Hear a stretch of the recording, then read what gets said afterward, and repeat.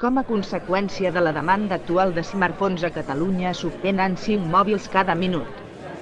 Els metalls crítics per produir nous telèfons mòbils poden exhaurir-se durant els pròxims 50 anys.